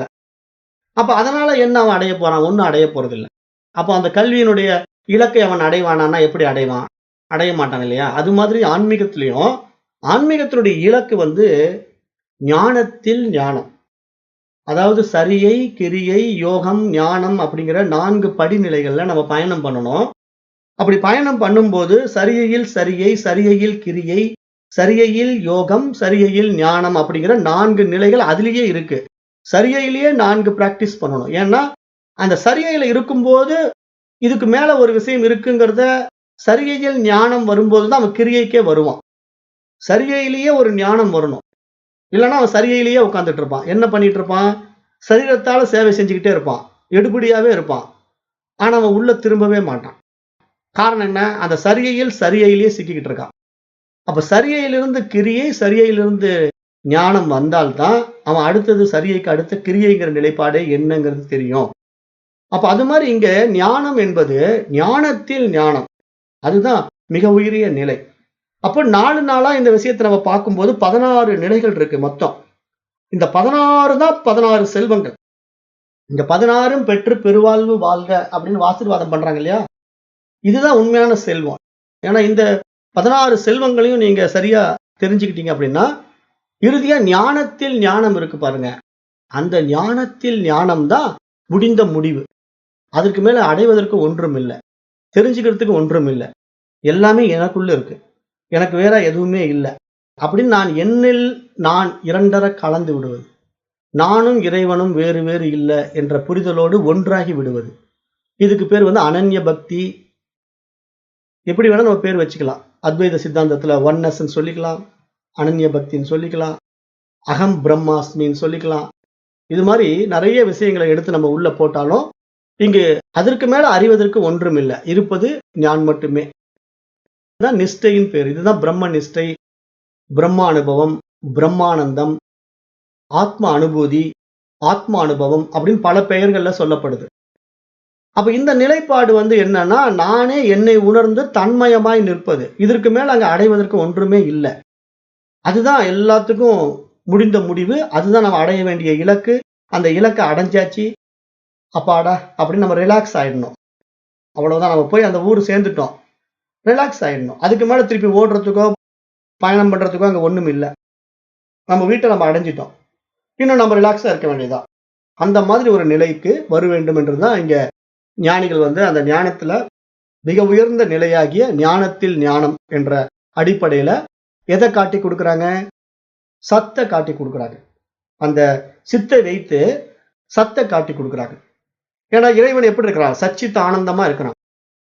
அப்ப சச்சித் ஆனந்தமாக இருக்கின்ற அந்த நிலைப்பாட்டுல அந்த சத்து மட்டும் தான் இருக்குது. இருப்பு தான். அது மட்டும் தான் இருக்குது. இருப்புன்னு பேர் அதுக்கு. அப்ப அது மட்டுமே இருக்கு. ஆனா அது இருக்குதுன்னு தெரிஞ்சுக்கிறதுக்கு நமக்கு ஒரு அறிவு வேணும் இல்லையா? அந்த அறிவு தான் இங்க நம்மிடத்திலேயே பிரகாசிக்கக்கூடிய சித்து. அப்ப அந்த சத்து தன்னை தான் அறிவதற்காக சித்தாக வெளிப்பட்டு இங்கு பிரகாசித்துக் கொண்டிருக்கு. ஒவ்வொருத்தருடைய உடல்களிலும் பிரகாசித்துக் கொண்டிருக்கிறது. அவ்வாறு பிரகாசித்துக் கொண்டிருக்கின்ற அந்த அறிவிலே நிகழ்கின்ற ஆனந்த அனுபவம்ங்கிறது நாம் உணரும் போதுதான் புரியுமே தவிர வேற எதை நீங்க வெளியே தேடிக்கிட்டே இருந்தாலும் அடையவே முடியாது. இலக்கை தொடவே முடியாது. அப்ப என்ன ஆகும்? பிறவி மாறும். இப்ப நம்ம பயணம் பண்ணிட்டு இருக்கிறோம். இவ்வளவு தூரம் இதெல்லாம் ஸ்ட்ரெயின் பண்ணணுமா? அவ்வளவு கடைசியா போய் சேரணுமா? கொஞ்சம் இங்கே நல்லா இருக்கு. இங்கே லாட்ஜ் எல்லாம் ரொம்ப அகாமடேஷன் எல்லாம் அருமையா கொடுத்துருக்கான். நல்ல ஃபுட்டா இருக்கு. இந்த ஹோட்டல் ஃபுட் ரொம்ப அருமையா இருக்கு. இங்கே தங்கலாமேன்ட்டு அங்க தங்கிட்டீங்கன்னா நீங்க எப்படி இலக்கை அடைவீங்க? அந்த இலக்கை அடைய முடியாம நீங்க அந்த ஊர்லயே நின்னுடுவீங்க. அப்ப உங்களுடைய இறுதி இலக்கை அடைய முடியாம அங்கேயே நின்னுட்டு இருக்கும்போது என்ன வேணா நடக்கலாம் இல்லையா? அதாவது நான் ரியலா பேசிக்கிட்டு இருக்கேன். ரியாலிட்டியை பேசிட்டு இருக்கேன். அப்ப நீங்க அந்த பயணப்பாதையை முடிவுறுவதற்கு முன்னாடியே உங்களுக்கு இங்க மரணம் வந்துடலாம். அப்ப நீங்க அந்த இலக்கை அடைய முடியாம போயிடலாம். அப்ப என்னாச்சு? நீங்க போக வேண்டிய இடத்துக்கு போகாமயே உடம்ப விட்டுட்டு போற மாதிரி தான் இங்க வாழ்க்கையில் எப்படி இந்த மாதிரி நிகழ்வுகள் நடக்குதோ, அது மாதிரி ஆன்மீகத்திலயும் அப்படி நடக்குது. ஆன்மீகத்திலயும் நிறைய பேர் பண்ற தப்பு என்னன்னா, அந்த முடிந்த முடிவுக்குள்ள வர்றது விரும்புறது இல்ல. இங்கேயே சுகமா இருக்கு. இதுலயே நின்னுக்கலாம் அப்படின்ட்டு ஒரு குறிப்பிட்ட இடத்துல நின்னுகிட்டு அதுலயே பயணம் பண்ணிட்டு இருக்காங்க. அது நல்லா தான் இருக்கும். ஆனந்தமா இருக்கும். ஆனா லைஃப் முடிஞ்சு போச்சுன்னா, மரணம் வந்துட்டா, அடுத்த பிறவி என்ன ஆகும்? மனித பிறவிங்கிறதுக்கு என்ன உத்தரவாதம் இருக்கு? சொல்ல முடியாது. காரணம் என்னன்னா, நம்முடைய இருக்கிற ஆசா பாசங்கள், நம்முடைய கர்மா தியரி படி சஞ்சிதத்துல என்ன இருக்கோ அந்த மூட்டையில ரொம்ப மோசமான கர்மாக்கள் இருந்ததுன்னா, இன்னும் கொஞ்சம் இழி பிறவிகள் எல்லாம் வந்துட்டு தான் அப்புறம் திருப்பி மனித பிறவி கிடைக்கும். அப்ப அதுக்கெல்லாம் டியூரேஷன் சொல்ல முடியுமான்னா சொல்ல முடியாதுல்ல. கால தேசங்கள் கடந்து போயிட்டு இருக்கு அதெல்லாம். அது ஒரு மிகப்பெரிய விஷயம். அத பகவத்கீதையிலும் பேசுது, மற்ற நூல்களும் பேசுது. அதையும் நம்ம பார்க்க போறோம். அப்ப இங்க என்ன நம்ம புரிஞ்சுக்கணும்? இந்த பயண பாதையில நாம் வாழுகின்ற நிலையிலேயே அந்த சித்தை கொண்டு சத்தை நம்ம உணர்ந்து விட்டோம் அப்படின்னா, நம்ம இடத்துல அந்த ஞானத்துல கிடைச்ச ஆனந்தம் தான் அந்த இலக்கு. அதுக்கு மேல அடையறதுக்கு ஒன்றும் இல்ல. முடிந்த முடிவு. இது இந்த முடிவுக்கு மேல இன்னொருத்தர் எந்த கருத்தும் யாரும் சொல்ல முடியாது. அறிவியல் மாதிரியோ, இல்ல உலகியல் விஷயங்கள் மாதிரியோ முடிவை மாற்ற முடியாது. இதற்கு மேல ஒன்றும் இல்ல. அவ்வளவுதான் அப்படிங்கிற நிலைப்பாடு. அதுதான் இங்க உயரிய விஷயம். அதுதான் இங்க உண்மையிலேயே ஞானம். அதுதான் அறிவு. அதுதான் இறைவன். அப்படிங்கிற நிலைப்பாட்டுல நம்ம அத புரிஞ்சுக்கணும். அப்ப நாம இந்த உலகத்துல பயணம் பண்ணும்போது, இந்த உடலோடு நம்ம பயணம் பண்ணிட்டு இருக்கிறோம். இப்ப இந்த உடல் மனதை கொண்டு இந்த உலகத்துல காரியங்கள் செய்து கொண்டிருக்கிறோம். இந்த நிலையில நாம இந்த விஷயத்தை தெரிஞ்சுக்கிட்டோம். அந்த நிலையை அடைஞ்சிட்டோம். இப்ப நம்ம நிஷ்டையும் கைகூடிட்டோம். நானே அந்த அறிவுங்கிற நிஷ்டைக்குள்ளேயும் இப்ப நம்ம வந்துட்டோம். ஆனாலும் உலகத்துல விவகாரம் பண்ணிட்டு இருக்கோம். ஆனாலும் நமக்கு இறைவன் என்ன சொல்றான்? இதுக்கு பேர் ஜீவன் முக்திங்கிறான். நீ உயிரோடு இருக்கும்போதே நீ அடைந்த இந்த நிலைப்பாட்டுக்கு ஜீவன் முக்தி.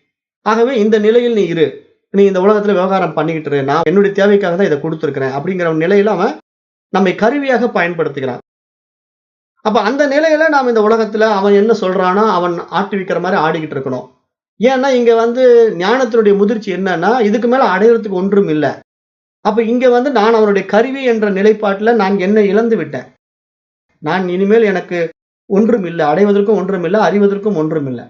அப்ப நான் என்னையே நான் இழந்து விட்ட பிறகு என்னை அவன் உபயோகப்படுத்துவான்.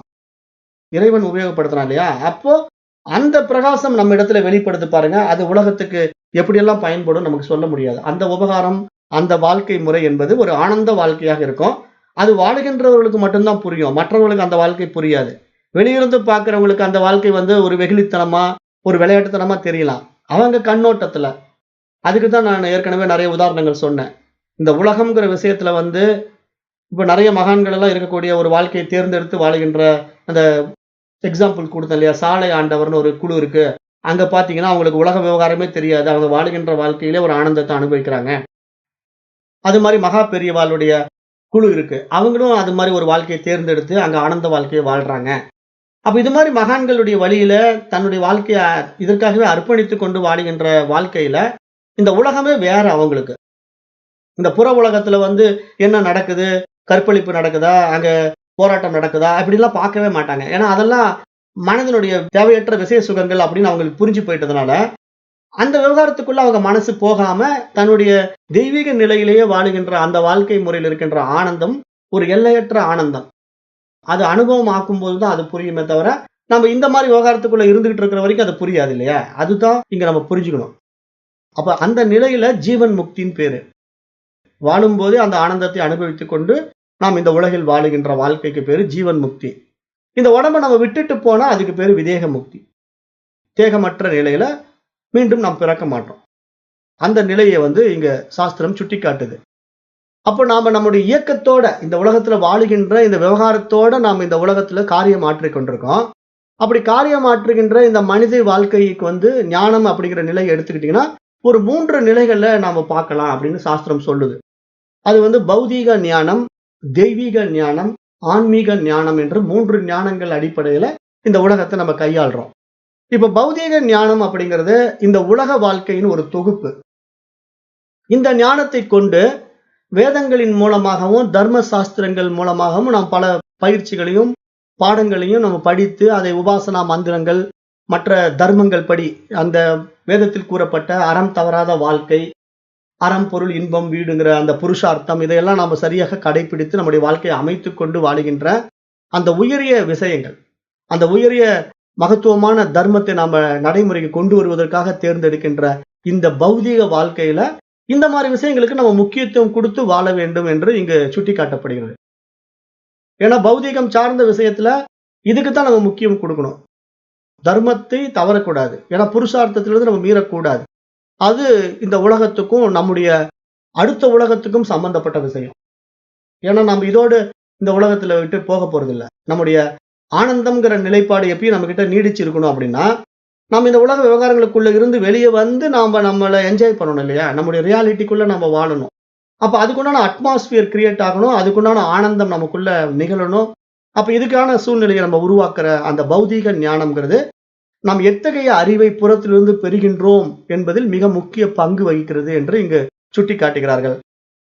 அப்ப நாம இந்த உலகத்துல வாழும்போது நம்முடைய அறிவாற்றல், புற அறிவாற்றல் எதை சார்ந்து இருக்க வேண்டும் என்றால், தர்ம சாஸ்திரங்களும், புராணங்களும், இதிகாசங்களும், வேத சாஸ்திரங்களும், வேதாந்தமும் என்ன சொல்லுது அப்படிங்கிற அறிவை நம்ம உள்ள வாங்குனா, அது சம்பந்தமான புற அறிவு நம்மிடத்துல உள்ள போய், நம்முடைய மனதில சில மாற்றங்களை நிகழ்த்தி, நமக்கான சரியான பாதையை காட்டிக் கொடுக்கும். சரியான குருமார்களை காட்டிக் கொடுக்கும். அப்பொழுது மட்டும் தான் அது சாத்தியமாகும். அப்ப இங்க பௌதீக ஞானத்துல இது மிக முக்கிய பங்கு வகிக்கிறது என்று இங்க சுட்டிக்காட்டப்படுது. இப்ப இந்த பௌதீக ஞானமே வந்து பாதை மாறி போறவங்க இருக்காங்க. புற விஷயத்துல ஈடுபாடு கொண்டு வேற வேற ஞானத்துல ஆர்வம் காட்டுகின்றவர்கள் எல்லாம் அவங்க பாதை மாறி போயிடுவாங்க. அதுவும் பௌதீக ஞானத்துல வருது. அப்ப நாம இந்த இடத்துல தான் பகுத்து பிரித்து பார்ப்பதற்கான பகுத்தறிவு நம்மிடத்திலேயே கொடுக்கப்பட்டிருக்கு அப்படிங்கிறது இங்க சுட்டிக்காட்டப்படுது. ஏன்னா இப்ப பாதை மாறி போறவனும் அவன் பௌதீக ஞானத்துல தான் இருக்கான். இந்த மாதிரி ஆன்மீக விஷயத்தை தேடுறவனும் பௌதீக ஞானத்துல தான் இருக்கான். ஆனா 2 பேருக்கு உண்டான அந்த ஞானம் என்பது புற அறிவாக இருந்தாலும், சரியானவற்றை தேர்ந்தெடுப்பதற்கு தெரியறதுக்கு ஒரு தனித்துவமான அறிவு தேவைப்படுது. அது வந்து நம்ம இன்னும் மேல்நிலைக்கு வர வரத்தான் அது நடக்கும். அப்போ அந்த மன தூய்மையினால் தான் அது நடக்கும் அப்படிங்கிறத இங்க பௌதீக ஞானம் நமக்கு சுட்டிக்காட்டுது. அடுத்தது தெய்வீக ஞானம் அப்படிங்கிறது என்னன்னா, நாம இந்த சரியை, கிரியை, யோகம்ங்கிற பாதையில நாம வந்து ஒவ்வொரு அடியா எடுத்து வச்சு பயணம் பண்றோம்.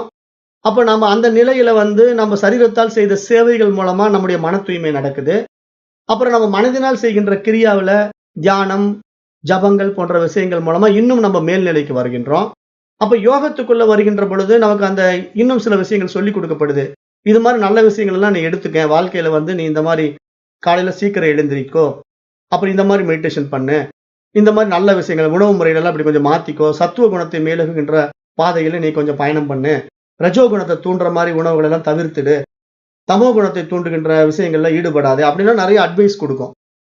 அப்ப இதெல்லாம் நாம நடைமுறைக்கு கொண்டு வந்து மேலும் பயணிக்கும்போது, அந்த யோக வழியில நம்ம பாதையில பயணிக்கும்போது கூட, நம்ம இன்னும் மனதை உள்முகமா திருப்பி பார்க்க ஆரம்பிக்கும். அப்ப இன்னும் நமக்கு அந்த தெளிவு வரும். அந்த உள்ள அறிவு பிரகாசிக்கிற அந்த மனமானது, அந்த செம்மையை நோக்கி நகரும். மனம் அது செம்மையாகக்கூடிய அந்த நிலை நமக்கு மேல்நிலையை நோக்கி பிரகாசிக்க ஆரம்பிக்கும். அதுக்கான முயற்சிகள நம்ம அங்க மேற்கொள்றோம். அப்ப அந்த யோகேஸ்வர நிலைய நம்ம அடைஞ்சிட்டோம் அப்படின்னா, அந்த நிலைப்பாட்டுக்கு தான் அகம் பிரம்மாஸ்மின்னு பேரு. அப்ப நாம நம்மளை உணர்ந்து கொண்டு, நான் இத்தனை விஷயங்கள்னால ஒரு விஷயத்த புரிஞ்சுக்கிட்டேன். அப்ப இந்த அளவுக்கு நான் வந்துட்டேன். அப்ப இது வந்து எனக்கு ஒரு ஞானத்த குடுத்திருக்கு. அது வந்து அகம் பிரம்மாஸ்மிங்கிற நிலையில என்ன கொண்டு வந்து நிறுத்திருக்கு. அப்ப இந்த நிலையில தான் சித்தர்களும், ஞானிகளும், ரிஷிகளும் வாழ்ந்து கொண்டிருக்கிறார்கள். அவதாரங்கள் கூட இந்த மாதிரி தன்மையில தான், இந்த பிறப்பில தான் அந்த தன்மையில் நடக்குது அப்படிங்கிறத இங்க தெய்வீக ஞானத்துல சுட்டிக்காட்டப்படுது. அடுத்தது 3வது நிலை வந்து ஆன்மீக ஞானம். இங்க ஆன்மீக ஞானம்ங்கிறது என்னன்னா, இந்த மாதிரி ஒரு நிலையில நம்ம பயணம் பண்ணி, நானே பிரம்மம், அகம் பிரம்மாஸ்மி அப்படின்னு தெரிந்து கொண்டாலும், அதற்கான ஒரு அறிவு நம்மிடத்திலேயே இருக்கு. அந்த அறிவு எப்படிப்பட்டது அப்படிங்கிற ஒரு தேடுதல் மூலமா தானே அத பிடிச்சோம்.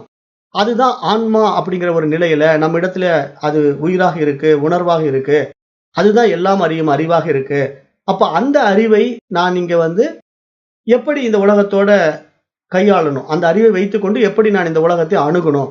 அப்ப இதெல்லாம் எந்த அளவுக்கு என்னுடைய அறிவாற்றல்ல வந்து மனமாயையை உண்டு பண்ணிருக்கு. எனக்கு மனச வந்து மயக்கிற மாரி சம்பந்தத்துல ஈடுபடுத்துது. பந்தத்துல என்ன கட்டுப்பட வைக்குது. அப்படிங்கிற ஒரு விழிப்புணர்வோட நம்முடைய சுயநிலையை நம்ம விடாம, நம்ம தெரிந்து கொண்ட அந்த ஞானத்த, பரோட்ச ஞானத்த வைத்துக்கொண்டு, நம்முடைய சுய உணர்விலிருந்து, சுயநிலையிலிருந்து விலகாம இந்த உலகத்த நம்ம பார்க்க கத்துக்கிட்டோம் அப்படின்னா, நமக்கு அந்த ஞானம் வந்து ஆன்மீக ஞானம். அந்த நிலையில எல்லாமே தெளிவா புரியும். தப்பான விஷயங்களுக்குள்ள போக மாட்டோம். அதை எல்லா மகான்களும் நமக்கு சுட்டிக் காட்டுகிறாங்க. அது சம்பந்தமான அருமையான விஷயங்களை வந்து பகவத்கீதை பேசுது.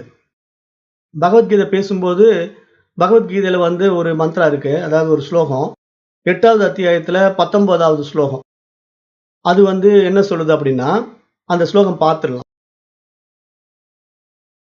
போதக்ராமச்சயே வாயம் பூத்வா பூத்வா பிரலீயதே ராத்ரியாகமே வச பார்த்த பிரபவத்யகராகமே. இந்த 19வது ஸ்லோகம் என்ன சொல்லுதுன்னா, இதனுடைய விளக்கம் சொல்றேன். பிரம்மாவின் பகல் பொழுதில் அவர் விழிப்பு நிலையில் ஏராளமான உயிரினங்கள் மீண்டும் மீண்டும் பிறக்கின்றன. மேலும் அவருடைய இரவு பொழுதில் பிறந்தவைகள் எல்லாம் அவரிடமே உள்வாங்கப்பட்டு மறைந்து விடுகின்றன. இவ்வாறு பிரம்மாவின் பகலும் இரவுமாக இருக்கின்ற நிலையில் உயிர்கள் தோன்றி மறைகின்றன அப்படிங்கிற ஒரு ஆழமான உண்மையை பகவத்கீதையினுடைய 8வது அத்தியாயத்துல 19வது ஸ்லோகத்துல பேசுறார். இப்ப இந்த நிலைக்கு வந்து சாஸ்திரம் என்ன சொல்லுதுன்னா, 4 பிரளயம்னு சொல்லுது. நித்திய பிரளயம், நைமித்திய பிரளயம், மகா பிரளயம், அத்தியந்திக பிரளயம் அப்படின்னு 4 பிரளயங்களை வந்து சாஸ்திரம் பேசுது. இப்ப இந்த 4 பிரளயங்களுமே வந்து நம்முடைய மனம்தான். அதாவது நம்முடைய மனதிலேயே இருக்குது பூரா. இந்த பிரளயம் எல்லாம் எங்கேயோ வெளியே நடக்கிறது கிடையாது. இப்ப பகவத்கீதை பேசுற பிரம்மாவுடைய நிலைப்பாடு என்னன்னா, பிரம்மாவுக்கு பகல் பொழுதுல விழிப்பு நிலையில இந்த உலகம் விரியுது. அப்போ உயிரினங்கள் படைக்கப்படுகின்றன. பிரம்மாவனுடைய இரவு பொழுதுல அவ்வாறு பிறந்தவைகள் எல்லாம் அவரிடத்திலேயே ஒடுங்குகின்றன. அப்ப பிரம்மாவனுடைய ஒரு இரவு பகல் அப்படிங்கறத வந்து நம்ம எப்படி பார்க்கிறோம்? அதாவது தேவர்களுக்கு வந்து இரவு வந்து 6 மாசம், பகல் 6 மாசம் அப்படிதான் நம்ம கணக்கு எடுத்துக்கிறோம். அப்ப இந்த மாதிரி ஒரு இரவு பகல் அப்படிங்கிற நிலையில அந்த நிலைப்பாட்டுக்குள்ள அவர் தூங்கும்போது உலகத்துல உயிர்கள் எல்லாம் ஒடுங்குது, அவர் எழுந்திருக்கும் போது உயிர்கள் எல்லாம் பிறக்குது அப்படின்னு வேதம் சொன்னாலும், இந்த பிரளயம் வந்து நம்மிடத்திலேயே நடக்கிறத இப்படி பூடகமா சொல்லுது. இந்த பிரளயத்தை வந்து வெளியே நடக்கல, பிரம்மாவிடத்துல நடக்கல, நம்மிடத்திலேயே நடக்குது. அதுக்கு வந்து நித்திய பிரளயம் அப்படிங்கிற மாதிரி நம்ம தினம் தினம் இரவு நம்ம தூங்க போறோம் இல்லையா? அப்ப நம்ம டெய்லி தூங்க போகும்போது ஆழ்ந்த உறக்கத்துல நாம் நம்மை விட்டுடுறோம். நாம யாரும் நம்ம தெரிஞ்சுக்காம நம்முடைய உணர்வு நம்ம இடத்தை விட்டு விலகுகின்றது. நம்முடைய யதார்த்தத்தை, நம்முடைய சொரூபத்தை இழந்து நான் ஆழ்ந்த உறக்கத்துக்கு போயிடுறேன். இதுக்கு பேர் வந்து தினமும் நடக்கிற பிரளயம். இது வந்து தினசரி இரவு நமக்கு நடக்கும். அதனால இது நித்திய பிரளயம்னு சொல்லுது. அப்ப இந்த பிரளயத்துல நான் வந்து அங்க போய் ஒடுங்கிட்டேன்னா, என்ன நான் கண்டுபிடிக்க முடியாமயே போயிடுது. இது ஒரு அஞ்ஞான நிலை. அது மாரி நைமித்திய பிரளயம்ங்கிறது என்னன்னா, நம்ம வந்து விழிப்பு நிலைக்கு வந்துர்றோம். அதே மாரி எப்படி இரவுல வந்து தூங்கும்போது என்ன யாருன்னு நான் தெரிஞ்சுக்க முடியலையோ, அது மாரி நான் விழிப்பு நிலைக்கு வரும்போதும் நான் தினசரி சில செயல்கள செய்கின்றேன். அந்த செயல்களை செய்வதற்கான ஒரு நோக்கம் என்னிடத்துல இருக்கு. ஒரு காரணமும் என்னிடத்துல இருக்கு. ஏன்னா, நான் ஏற்கனவே அதை தீர்மானித்துக் கொண்டு தான் இரவு நான் தூங்குறேன். மறுநாள் காலையில எழுந்து இந்த செயலை நான் செய்யணும்னு ஒரு திட்டமிடுறேன். அந்த திட்டமிடுதல் படி நான் அந்த காரியங்களை எல்லாம் நடைமுறைப்படுத்துகிறேன். அப்ப இந்த மாதிரி நான் செய்கின்ற செயலுக்கு பேர் வந்து நைமித்திய கர்மம், நைமித்திய பிரளயம் என்று அர்த்தம். அப்ப இதனால என்ன நடக்குதுன்னா, நான் ஒரு செயலை செய்கின்றேன். அந்த செயலை நான் அன்றே முடித்து விட்டேன் அப்படின்னா, அந்த செயல்பாடு என்ன? முடிவடைந்து விடுகிறது. அதனுடைய நிலைப்பாடு அந்த அன்றைக்கு அதை முடித்து விட்டேன். அப்ப அது முடிந்து விட்டது அப்படிங்கிற நிலையில அத ஒரு பிரளயமா பார்க்கிறோம். அதாவது வந்தது, அந்த வந்த வேலைய முடிச்சாச்சு. அப்ப அது முடிந்தது அப்படிங்கிற நிலையில, அது நைமித்திய பிரளயமாக நம்ம இடத்திலேயே நடக்குது. அதே மாரி மகா பிரளயம் ஒண்ணு இருக்கு. மகா பிரளயம்ங்கிறது என்னன்னா, இந்த மனித வாழ்க்கையினுடைய முடிவு. அதாவது இப்ப நம்ம வந்து தினசரி வந்து தூங்குறோம், எழுந்திரிக்கிறோம், தூங்குறோம், எழுந்திரிக்கிறோம். அப்ப நம்ம பிறந்து பிறந்து இறக்கிறோம். ஆனா இந்த பிறந்து பிறந்து இறக்கிறதுல நம்ம அந்த இறப்புல நம்ம தெரிஞ்சுக்க மாட்டேங்கிறோம். மீண்டும் நம்ம மறுநாள் காலையில எழுந்த உடனே பிறந்துடுறோம். பிறந்த உடனே இந்த உலகம் நமக்கு அப்படியே தொடங்குது இல்லையா? அப்ப நம்ம என்ன நினைக்கிறோம்? அப்ப நம்ம அப்படியே தொடர்ந்து இதே மாரி நம்ம பிளான் பண்ண மாரி போயிட்டு இருக்கு அப்படிங்கிற பிரளயத்துல வாழ்ந்துகிட்டு இருக்கோம். ஆனா இதுக்கு ஒரு முடிவு வருதுல்ல. இந்த உடலுமே இல்லாம போற ஒரு நிலை வருது. கனவுல நம்ம உடம்ப விட்டுர்றோம். ஆழ்ந்த உறக்கத்திலேயே உடம்ப விட்டுர்றோம். ஆனாலும் நம்ம இறக்கிறது கிடையாது. அது தினசரி நமக்கு நடக்குது. ஆனா மகா பிரளயம்ல என்ன நடக்குதுன்னா, ஒட்டுமொத்தமாவே இந்த மனித வாழ்க்கையின் முடிவுல இந்த முழு பிரபஞ்சமும் கரைந்து போகுது. இந்த முழு பிரபஞ்சமும் கரைந்து போயி, மீண்டும் பிரபஞ்சத்தினுடைய அனைத்து அம்சங்களும் வெளிப்படாமல், மனம் தன்னிடத்திலிருந்து வெளிப்பட்ட அந்த அறிவோடு சென்று ஒடுங்குகிறது. எங்கிருந்து மனம் வந்து வெளிப்பட்டதோ, அந்த அறிவினிடத்திலேயே போய் ஒடுங்குறதுக்கு பேர் தான் மகா பிரளயம்னு பேரு. இந்த மகா பிரளயத்துல என்ன நடக்குதுன்னா, நம்முடைய மொத்த ஸ்தூல சரீரம், நம்முடைய நுட்பமான சூட்சும சரீரம், மனசு எல்லாம் போய் ஒடுங்கிடும். ஆனா காரண உடல் மட்டும் தங்குது. காரண உடல் அழியாது. இந்த ஸ்தூல உடல் இங்க பூமியிலேயே விட்டுருவோம். சூட்சும உடலும் வந்து நம்ம கொண்டு போய் ஒடுக்கிக்குவோம். அங்க வந்து நமக்கு என்ன ஏது நடக்குதுன்னே தெரியாது. அப்படியே ஒடுங்கி கிடக்கும். காரண உடலுக்குள்ள போய் ஒடுங்கிக்கும். ஆனா அந்த காரண உடல் மட்டும் அப்படியே இருக்கும். அந்த காரண உடல்ல இருந்து தான் நம்ம அடுத்த சுழற்சியில வர்றதுக்கான நமக்கு பிறப்பு இருக்கு. ஏன்னா நம்ம வந்து மீண்டும் அடுத்த உடம்பு எடுக்கணும் இல்லையா? நம்முடைய ஆசாபாசங்கள் ஏற்கனவே காரண உடல்ல சேர்க்கப்பட்டிருக்கு. அப்ப இந்த பிறப்பு வந்து அந்த காரண உடலுடைய அடிப்படையில தான் மீண்டும் நடக்குது. அப்ப இந்த கால கர்மங்கள் மற்றும் கடந்த கால சம்ஸ்காரங்கள் அடிப்படையில மீண்டும் மீண்டும் நாம் பிறக்கின்றோம். அப்ப அந்த மாதிரி உயிர் வந்து தன்னிடத்துல இருந்து காரண உடலில் சேர்த்து வைத்துக் கொண்ட அந்த கர்மாவினுடைய அடிப்படையில பிராரப்த கர்மாவை எடுத்துக்கொண்டு மீண்டும் உடல் எடுக்குது. அப்ப இந்த மாதிரி பிரளயங்கள் 3 நடக்கிறது தான் இங்க வந்து இந்த 19வது ஸ்லோகம் சுட்டிக்காட்டுது. பகவத்கீதையினுடைய 19வது ஸ்லோகம் சுட்டிக்காட்டுது. ஆனா இதை கடந்து நாம அந்த தூய அறிவு நிலையில இந்த உலகத்துல வாழும்போதே விழிப்பு நிலையிலேயே நம்ம புரிஞ்சுக்கிட்டோம்னா, அதுக்கு பேரு அத்யந்திக பிரளயம். அத்யந்திக பிரளயம்னா என்னன்னா, இப்ப நம்ம இந்த உலகத்துல எத்தனையோ முறை வந்து வந்து போறோம். நாமளா இந்த உலகத்த படைக்கிறோம், திருப்பி விட்டுர்றோம். படைக்கிறோம், விட்டுர்றோம். இத நம்ம தினசரி செய்றோம். அது மாதிரியே நாம என்ன பண்றோம்? இறப்புலயும் இந்த உலகத்த விட்டுர்றோம். அப்போ இந்த உலகம்ங்கிறது ஒட்டுமொத்தமாவே நம்ம கைய விட்டு போனாலும், மீண்டும் நம்ம பிறந்து வரும்போது புதிய உலகம் நமக்கு உண்டாகும். அப்ப அங்க புதிய உறவுகள் உண்டாகும். அப்ப இது மாரி நம்மள பிணைச்சு வச்சிருக்கிற இந்த மாயையினுடைய விளையாட்டு இருக்கு இல்லையா? இந்த மாயையினுடைய விளையாட்ட மனசு வந்து எந்த நிலையில புரிஞ்சுக்க முடியும்? இந்த நனவு உலகத்துல நம்ம வாழும்போது தான் புரிஞ்சுக்க முடியும். இப்ப நம்ம விழிப்பு நிலையில இருந்துகிட்டு இருக்கிற இந்த நிலைப்பாடு ஒண்ணு தான் நமக்கு சொல்யூஷன் குடுக்குமே தவிர, ஆழ்ந்த உறக்கத்திலயும் குடுக்காது, கனவுலயும் குடுக்காது, மரணத்திலயும் குடுக்காது. அப்ப இந்த 3 நிலைகளும் நமக்கு நடந்துகிட்டே இருக்கு. கூடுதலா நமக்கு இந்த விழிப்பு நிலைங்கிற ஒரு உலகமும் இருக்கு. அப்ப இந்த விழிப்பு நிலை உலகத்த நம்ம எப்படி பயன்படுத்துறோம்? அப்படிங்கிற அடிப்படையில் தான் நமக்கு இந்த ஞானமே இருக்கு. அதுக்காக சொல்ல வரேன். நாங்க ஞானம்ங்கிற டாபிக் மாரி நான் போறேன்னு நீங்க நினைக்கக் கூடாது. அந்த ஞானம்ங்கிறதே என்னன்னா, இந்த விழிப்பு நிலையில நான் என்னை உணர்வதற்கான ஒரு வாய்ப்பு கொடுக்கப்பட்டிருக்கு. அங்கு தான் நான் யார் என்று என்னை நான் விசாரித்து விவேகத்தினால விழித்துக் கொள்ள முடியும்.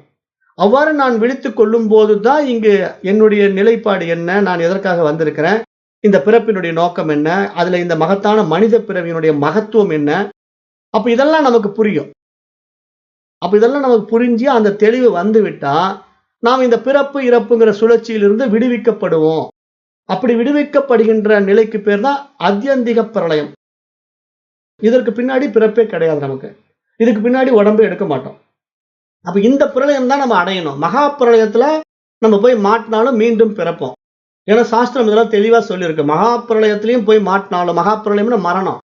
அந்த மரணம் வந்து தனிப்பட்ட மனிதனுக்கு மரணம் நிகழ்ந்தாலும் சரி, இயற்கை சீற்றத்தினால் மரணம் நடந்தாலும் சரி, இந்த உலகமே அழிஞ்சாலும் அந்த மரணம் வந்து அவனுக்கு மறுபிறப்பை கொடுக்கும். ஆனா வாழும்போதே அத்யந்திக பிரளயத்தில் அவன் தன்னை இழந்து விட்டான் என்றால், தன்னுடைய நிலைப்பாட்டை உணர்ந்து விட்டான் என்றால், அவன் மீண்டும் பிறக்க மாட்டான். அந்த நிலையை தான் இங்க பகவத்கீதை சொல்லுது. இந்த 19வது ஸ்லோகம் பகவான் ஸ்ரீகிருஷ்ணர் சொல்றாரு. அப்ப இது மாதிரி பிரம்மாவினுடைய படைப்புல இரவும் பகலும் மாறி மாறி வந்து கொண்டிருந்தாலும், அந்த உயிர்கள் ஏன் தோன்றி மறைகிறது என்ற அந்த உண்மை நிலையை உணர்ந்த பிரம்மா யாரு? பிரம்மத்தை உணர்ந்தவர் தான் பிரம்மா. அப்ப பிரம்மத்தை உணர்ந்த பிரம்மாவுக்கு மட்டும்தான் அந்த படைப்பின் ரகசியமும் அந்த அழிப்பின் ரகசியம் தெரியும், மற்றவனுக்கு தெரியாது. ஆகவே பிரம்மாவின் நிலைக்கு நாம் உயர வேண்டும். அவர்கள்தான் ஞானிகள், அவர்கள்தான் பிரம்ம ஞானிகள், பிரம்மனிஷ்டர்கள், அவர்கள்தான் பிரம்மர்கள் அப்படின்ட்டு இங்க சொல்லப்படுது. அப்ப அதை சுட்டி காட்டுறதுதான் இந்த பகவத்கீதையுடைய அந்த ஸ்லோகத்துக்கான உண்மையான அர்த்தம். அதை நம்ம அப்படித்தான் பார்க்கணும். நம்ம வந்து பௌராணிகள் சொல்ற மாதிரி கதை கேட்டு போகக்கூடாது. கதை கேட்டு போனீங்கன்னா அங்க ஒன்றும் புரியாது. அப்ப இந்த மாதிரி ஞானம்ங்கிறது இப்படி ஒரு மிக உயரிய விஷயத்தை நமக்கு போதிச்சு, அந்த ஞானத்தில் ஞானம் என்ற நிலையில் நம்முடைய முழுமையை உணர்வது ஒன்றே மனித பிறவியின் மகத்துவமான நிலை என்பதாக நாம் இங்க பார்க்கிறோம். அப்ப இங்க நம்ம இந்த மனதுக்கும் நம்ம இடத்துல இருக்கின்ற மனசாட்சிங்கிற அந்த அறிவுக்கும் உள்ள போராட்டத்தை கவனிக்க தெரிஞ்சுக்கணும். அது இந்த விழிப்பு நிலையில மட்டும்தான் சாத்தியமாகும். அப்போ அந்த நிலையில நாம மனதிற்கும் மனசாட்சிக்கும் உள்ளான விஷயத்தை சரியாக கையாண்டோம்னா, மனம் போன போக்குல போக மாட்டோம். மனசாட்சி நம்மளை வழி நடத்துவது போல நம்ம கட்டுப்பட்டு நடப்போம். தப்பு செய்ய மாட்டோம். ஏன்னா தப்பு செய்யும்போது உள்ள இருந்து மனசாட்சி சொல்லும், நீ இந்த மாதிரி போனீங்கன்னா மாட்டிக்குவ, செய்யாது அப்படின்னு உள்ள இருந்து சொல்லும். அதுதான் அறிவு சொல்லுது. கேட்க மாட்டோம். அந்த மனம் போன போக்குல போவோம், சிக்கிக்குவோம். அதனால சின்ன பின்ன படுவோம். அப்ப இந்த புரிதலற்ற தன்மை நமக்கு என்ன ஆகும்? இன்னும் பிறவிகளை கொடுக்கும். ஆனா மனசாட்சி என்ன சொல்லும்? இந்த மாதிரி நம்ம தவறான வழியில போகும்போதெல்லாம் உள்ள இருந்து சொல்லும், அதை செய்யாத, இதை பண்ணாத, இது தப்பு அப்படின்னு சொல்லிக்கிட்டே இருக்கும். அப்ப அதை சொல்றதை நம்ம எப்போ புரிஞ்சுக்கிறோமோ அப்போ நாம் அங்க முழுமை பெறுகிறோம். அந்த பரிபூர்ண தன்மையில் நாம் நுழைகிறோம் அப்படிங்கிற ஒரு ஆழமான உண்மை இங்கு சுட்டி காட்டப்படுது. அப்ப இங்க ஞானம் அப்படிங்கிறது தன்னை தான் அறிந்து தன்மயமாகின்ற ஒரு நிலையைத்தான் நாம் இங்க உண்மையான ஞானமாக பார்க்கிறோம். இப்ப இந்த ஞானத்துக்கு என்ன வழி அப்படின்னு பாத்தீங்கன்னா, இந்த ஞானம்ங்கிற விஷயத்தை வந்து புறத்திலிருந்து எடுத்துக்கொள்கின்ற அறிவாற்றல் மூலமா நம்ம அறிந்து கொள்வது வேறு, உணர்ந்து கொள்வது வேறு. இந்த ரெண்டு விஷயத்தை நல்லா புரிஞ்சுக்கணும். அறிந்து கொள்ளுதல், உணர்ந்து கொள்ளுதல். இப்ப நான் வந்து வெளியிருந்து ஏற்றுக்கொள்ற ஞானம் வந்து பரோட்ச ஞானமா இருக்கிறதுனால அது அறிந்து கொள்ளுதல், அவ்வளவுதான். அதை பத்தி எனக்கு தெரியும், ஒரு நாலேஜ் இருக்கு, அது அறிந்து கொள்ளுதல். ஆனா உணர்ந்து கொள்ளுதல் அப்படிங்கிறது நான் என்னுடைய அனுபவத்திலே அடையாளம் காண்பது, நானே அந்த அனுபவத்தை அனுபவிப்பது. அது எப்படி நம்ம உதாரணம் சொல்லலாம் அப்படின்னா, இப்ப ஒரு பூனை வந்து ஒரு பூனைக்குட்டி இருக்கு. அந்த பூனைக்குட்டி வந்து எப்படி வாழ்கிறது அப்படிங்கிறத நீங்க தெரிஞ்சுக்கணும் அப்படின்னா, அந்த பூனைக்குட்டியை பத்தி நிறைய கட்டுரைகள்லாம் எழுதியிருப்பாங்க. பூனைக்குட்டியுடைய வாழ்க்கை முறையை நிறைய பேர் சொல்லி கொடுத்திருப்பாங்க. அப்ப அது எவ்வாறு வாழ்கிறது அப்படிங்கிறத நம்ம புத்தக அறிவை வச்சுக்கிட்டு இந்த பூனைக்குட்டி இப்படிதான் வாழும், இப்படிதான் குட்டி போடும் அப்படின்னு நம்ம தெரிந்து கொள்ளலாம். ஆனா அந்த பூனையாக பிறப்பு எடுத்தால் மட்டும்தான் அந்த பூனை என்றால் என்ன என்பது நமக்கு எப்படி உயிரால் உணர்ந்து கொள்ள முடியுமோ அது மாதிரி சொல்றேன் நான். அதாவது இங்க ஞானம்ங்கிறது புற விஷயங்கள்னால ஒண்ணு புரிஞ்சுக்கிறது இல்ல, அந்த அனுபவத்துக்குள்ளேயே போறது. அப்ப இங்க பூனையினுடைய வாழ்க்கைய அந்த பூனையாக நம்ம பிறந்தால்தான் அந்த வாழ்க்கை எப்படி இருக்குங்கிறத நம்ம எப்படி அனுபவமாக உணர முடியுமோ, அது மாதிரி இங்க மனித பிறவியில வந்து நாம் இந்த விஷயங்கள் எல்லாம் பரோட்ச ஞானமா வச்சுக்கிட்டு இருந்தாலும், அந்த இறைத்தன்மை என்பது அந்த நிலைக்கு நம்ம போகும்போது அடைகின்ற அனுபவம். அப்ப அந்த நிலையில என்ன நடக்கும்னா, நாம் எதையும் இங்கு அடைவதற்கு இல்ல, இந்த உலகில் அடைவதற்காக ஒன்றுமே இல்லை என்ற ஒரு தெளிவு தான் இங்க வந்து பூரண ஞானம், முடிவான ஞானம் என்று நாம் புரிந்து கொள்ள வேண்டும் என்று கூறி, இன்று வாய்ப்பு கொடுத்தமைக்காக நன்றி கூறி விடைபெறுகின்றேன். ஓம் தத் சத்.